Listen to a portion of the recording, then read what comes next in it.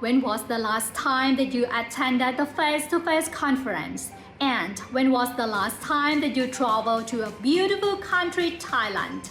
Hi everyone, I am Dr. Waewsiri, a cosmetic dermatologist in Thailand, and I will attend the ICAD in this November as a participant because I want to keep learning and development new technologies and techniques.